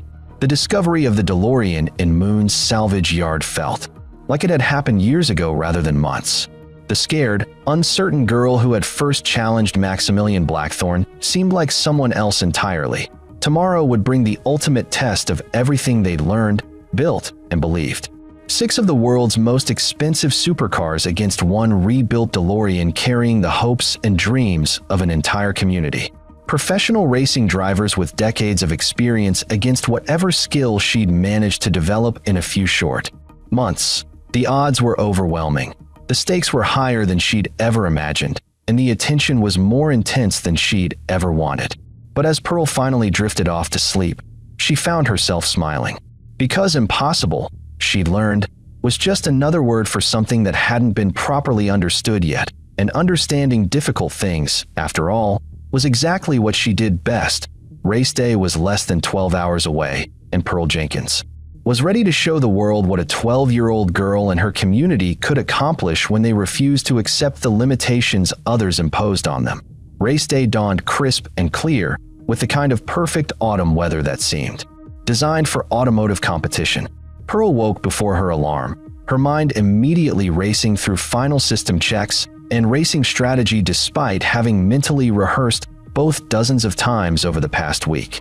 The butterflies in her stomach felt more like eagles, but beneath The nervousness was a steady core of confidence built on months of meticulous preparation. The drive to Ashford Speedway revealed the true scope of what their challenge had become. Cars lined both sides of the country road leading to the track, and Pearl could see news vans, camera crews, and what appeared to be hundreds of spectators making their way toward the facility. What had started as Blackthorn's exclusive demonstration of automotive superiority had evolved into a community event that drew people from 3 counties. "Look at that," Ted murmured as they approached the speedway entrance. A hand-painted banner stretched across the gate reading, "Go Pearl, Ashford Heights believes," in letters large enough to be seen from space. Inside the facility, the contrast between their modest operation and the supercar teams was stark and immediate.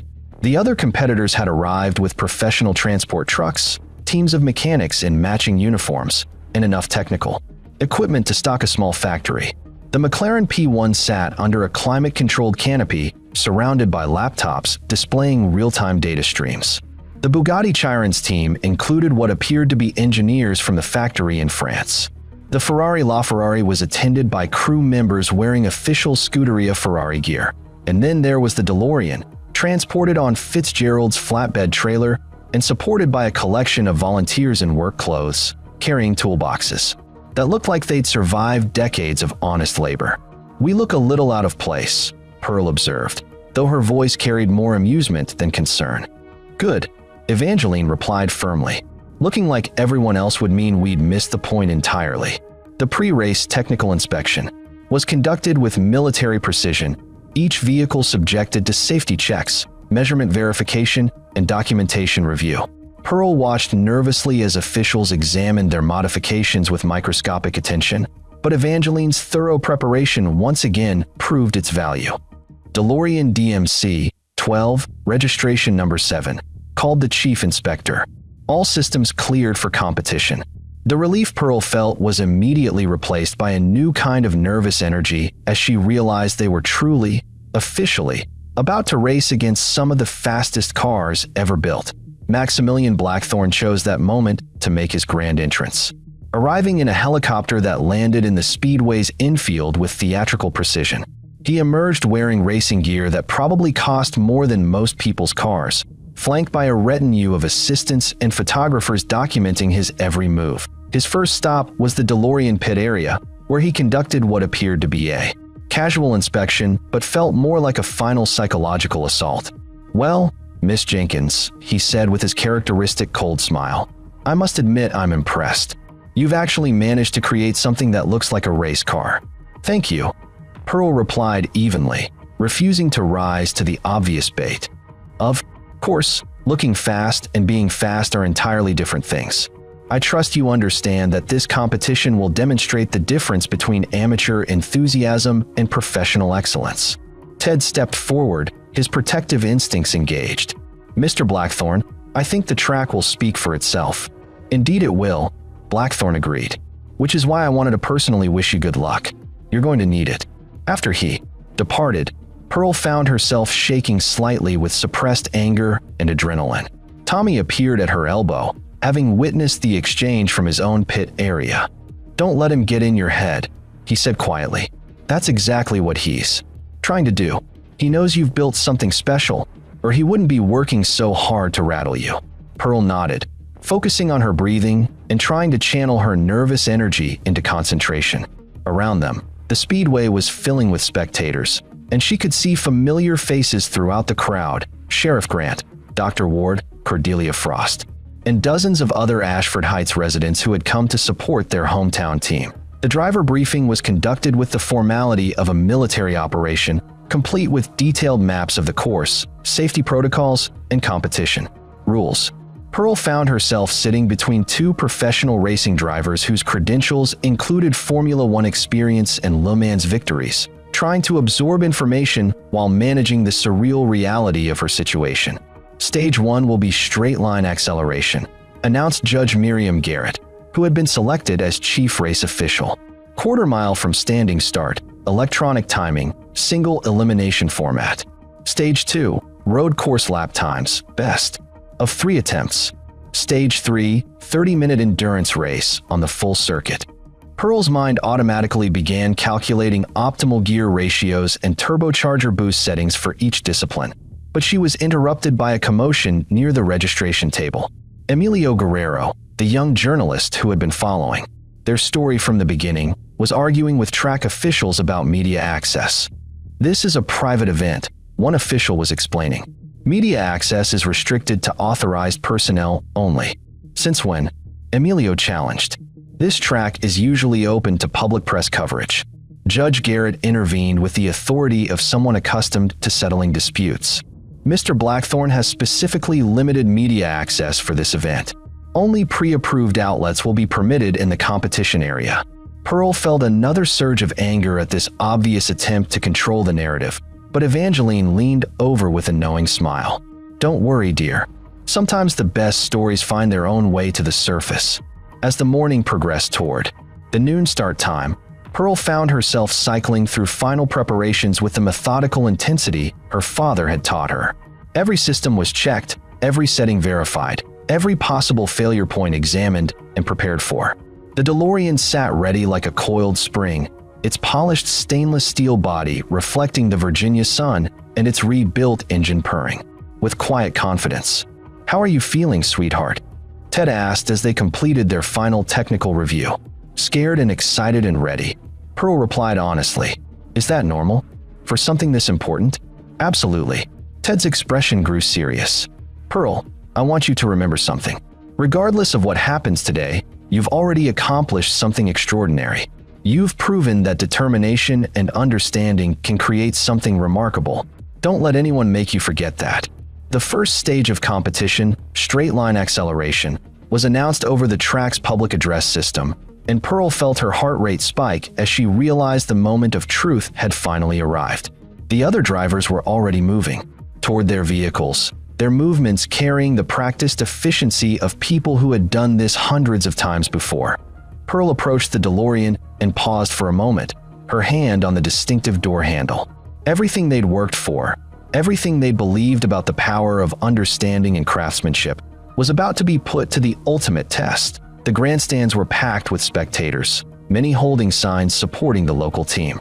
Television cameras tracked every movement despite the official restrictions, and Pearl could sense the electric anticipation that filled the air whenever something historic was about to happen. "Drivers to your vehicles," came the announcement. "Stage 1 elimination begins in 5 minutes." Pearl slipped into the DeLorean's driver's seat, feeling the familiar embrace of the interior they'd carefully restored. The car felt like an extension of her own nervous system, every control precisely placed, every response carefully calibrated. She had driven the car dozens of times during testing, but this felt different, charged with possibility and consequence. Through her windshield, she could see the other competitors preparing for battle. The McLaren P1 sat like a predatory animal, its hybrid drivetrain representing the absolute pinnacle of modern automotive technology. The Bugatti Chiron looked impossibly wide and purposeful, its quad-turbo W16 engine producing more than 1,400 horsepower. The Koenigsegg Regera, Ferrari LaFerrari, and Pagani Huayra each represented millions of dollars in development and engineering excellence. And then there was Tommy's Porsche 918 Spyder, its driver offering her a supportive thumbs up through his window that she appreciated more than he could know. "First elimination round," announced Judge Garrett over the radio. "DeLorean versus McLaren P1. Drivers, please stage your vehicles." Pearl felt time slow as she guided the DeLorean to the starting line, its rebuilt engine responding with immediate precision to her inputs. Beside her, the McLaren looked like something from another planet, its carbon fiber bodywork and active aerodynamics representing the cutting edge of automotive science. The Christmas tree staging lights began their sequence, and Pearl felt everything she'd learned, everything they'd built, everything they believed crystallized into a single moment of pure focus. Green light. The DeLorean launched forward with a violence that surprised even Pearl, its carefully optimized power-to-weight ratio translating into acceleration that felt more like controlled explosion than automotive motion. Beside her, the McLaren's sophisticated all-wheel drive system provided phenomenal traction, but Pearl could see that the gap between them was smaller than anyone had expected. Halfway down the quarter mile, the DeLorean's turbocharger reached full boost, and Pearl felt the car enter what could only be described as hyperspace. The speedometer climbed with shocking rapidity, the world outside becoming a blur of motion and sound. She crossed the finish line knowing she'd given everything the car had to offer, but uncertain whether it had been enough. The time displayed on the electronic board sent a shock of disbelief through the grandstands. DeLorean, 10.8 seconds. McLaren P1, 10.9 seconds. Pearl sat in the DeLorean for several seconds, hardly able to process what had just happened. They had beaten a McLaren P1, one of the fastest accelerating cars ever built, by 1/10 of a second. The roar from the Ashford Heights contingent was audible even inside the car, and as Pearl drove back to the staging area, she could see Evangeline jumping up and down with uncharacteristic exuberance, while Ted stood frozen in apparent shock. But there was no time to celebrate. The elimination rounds continued with ruthless efficiency, and Pearl found herself advancing through each round with performances that defied every prediction and assumption. The DeLorean dispatched the Pagani Huayra by 2/10, defeated the Koenigsegg Regera by a narrow margin that had officials checking timing equipment for malfunctions. By the time she reached the finals against Tommy's Porsche 918 Spyder, Pearl was operating in a state of focused calm that felt almost supernatural. The impossible was happening, but it no longer felt impossible. It felt inevitable. The final run was poetry in motion, two perfectly prepared machines driven by people who understood that they were racing for something larger than victory. Pearl crossed the finish line knowing she had driven the perfect race, and when the times appeared on the board, DeLorean 10.7, Porsche 918 10.8, she felt a satisfaction that went beyond winning. She had proven that understanding and craftsmanship could triumph over unlimited budgets and corporate engineering teams. Stage 1 belonged to a 12-year-old girl and her rebuilt DeLorean, and the automotive world would never be quite the same. But 2 stages remained, and the real test of their engineering philosophy was just beginning. The victory in Stage 1 sent shockwaves through the racing community that extended far beyond Ashford Speedway. During the lunch break between competition stages, Pearl found herself surrounded by professional racing drivers, automotive engineers, and media representatives who had somehow managed to breach Blackthorn's access restrictions. The questions came in rapid succession, each more incredulous than the last. How is a rebuilt DeLorean outrunning million-dollar hypercars? Demanded a reporter from Road and Track magazine. Physics, Pearl replied simply. Power-to-weight ratio, efficient aerodynamics, and an engine built to maximize performance rather than meet arbitrary price points. But it was the reaction from the supercar teams that truly illustrated how completely their victory had disrupted expectations. Pearl watched through the DeLorean's pit area as engineers from McLaren, Bugatti, and Ferrari huddled around laptops, reviewing data streams and telemetry readings as if searching for evidence of some impossible mathematical error. Maximilian Blackthorn's response was more subtle but infinitely more concerning.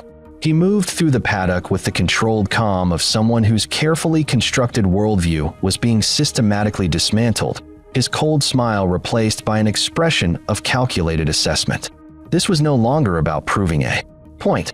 This had become about damage control. Pearl, Evangeline said quietly as they prepared for Stage 2, I want you to be extra careful during the road course session.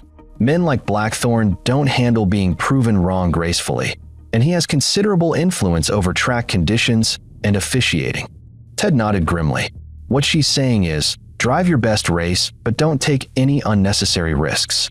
Some people might try to create situations that aren't entirely sporting. The road course stage presented an entirely different challenge from straight-line acceleration. Where the quarter mile had favored power and traction, the winding circuit demanded sophisticated suspension geometry, precise braking systems, and the kind of balanced handling that separated true sports cars from merely fast ones. Pearl studied the course map with the intensity of a general planning a military campaign. 14 turns over 2.3 miles, elevation changes that would test suspension compliance, and a long back straight where aerodynamic efficiency would prove crucial. This was where the careful attention they'd paid to every aspect of the DeLoreans. Dynamics would either vindicate their approach or expose its limitations. Remember, Veronica Stone said as Pearl prepared for her first practice lap, "You've driven this course dozens of times in simulation. Trust your preparation and trust the car. Everything you need to succeed is already there."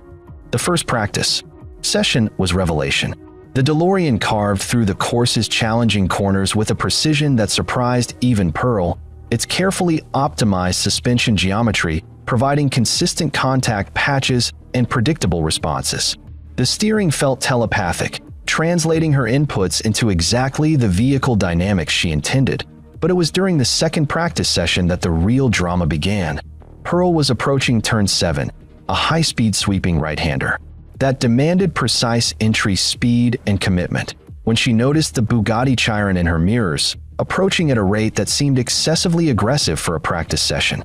The massive hypercar filled her rear window, its quad-turbo engine producing a sound like controlled thunder. The Bugatti's driver made his move on the inside of turn 7, attempting to pass in a location where overtaking was technically possible but strategically questionable.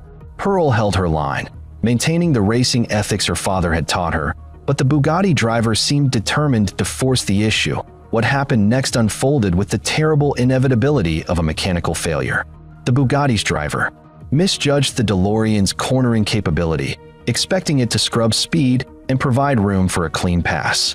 Instead, Pearl's car maintained its cornering speed with the confidence of superior suspension geometry, leaving the Bugatti committed to a line that no longer existed. The contact was minimal, barely a brush between the vehicles, but it sent the Bugatti into a slide that ended with the million-dollar hypercar spinning into the gravel trap, its carbon fiber bodywork acquiring expensive scratches and its driver's ego suffering considerably more damage than the vehicle.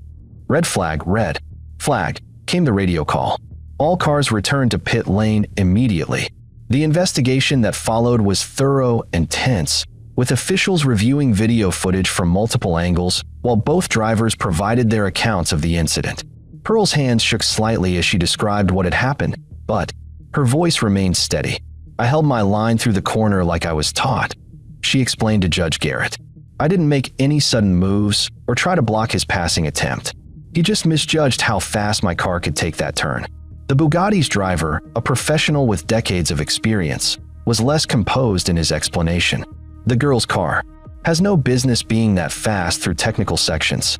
It's completely inconsistent with the vehicle's specifications." Tommy, who had witnessed the incident from his position further back on the track, provided the crucial testimony. The DeLorean held a perfectly legal racing line. The Bugatti attempted a pass that required the other car to yield racing room that Pearl wasn't obligated to provide. After 30 minutes of deliberation, officials rendered their verdict: racing incident, no penalty assessed to either driver. The Bugatti's damage was sufficient to eliminate it from further competition, while the DeLorean showed only minor paint transfer that didn't affect performance. But the psychological impact was significant. The remaining supercar drivers now understood that the DeLorean wasn't just fast in straight lines. It was a complete performance package that could challenge them in every aspect of racing.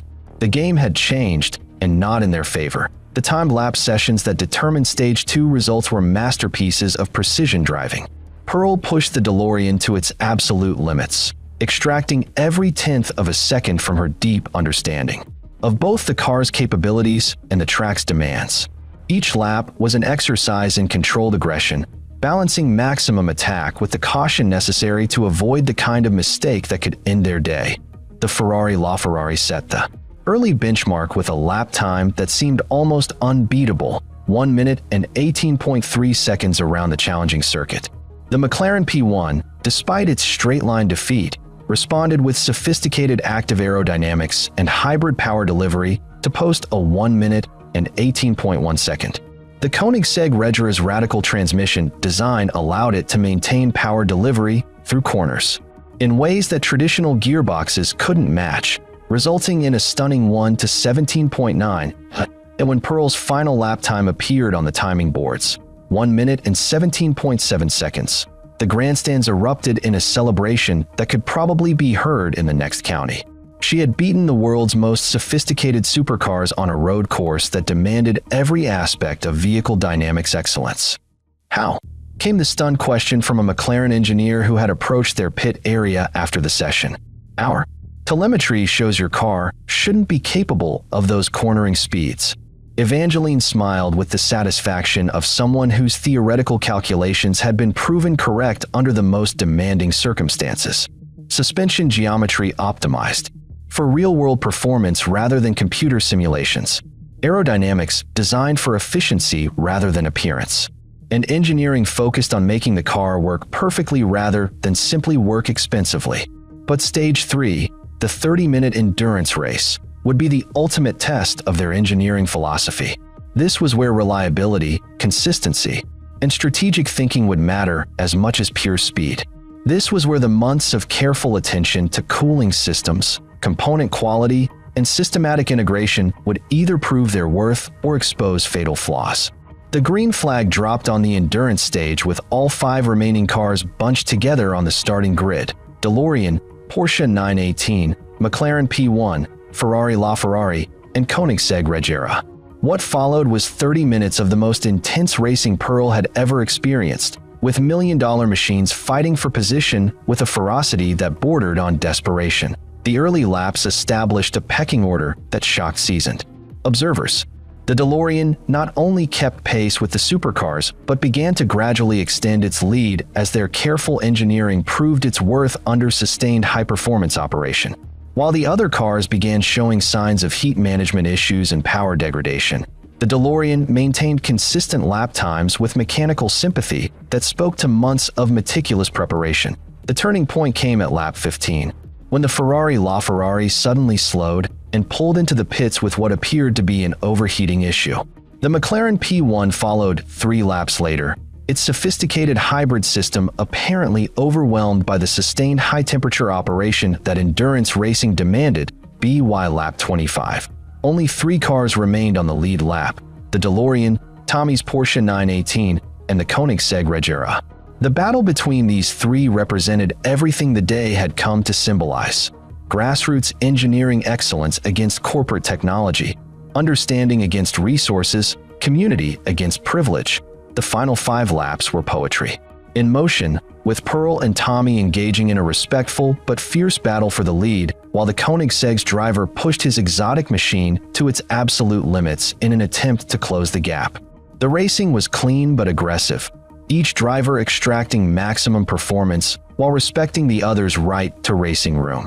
With 2 laps remaining, the Koenigsegg's experimental transmission finally succumbed to the stress of sustained competition, leaving Pearl and Tommy to decide the endurance stage between themselves. Their final laps were a clinic in precision driving, each pushing their machines to the edge while maintaining the kind of sporting respect that made motorsport meaningful.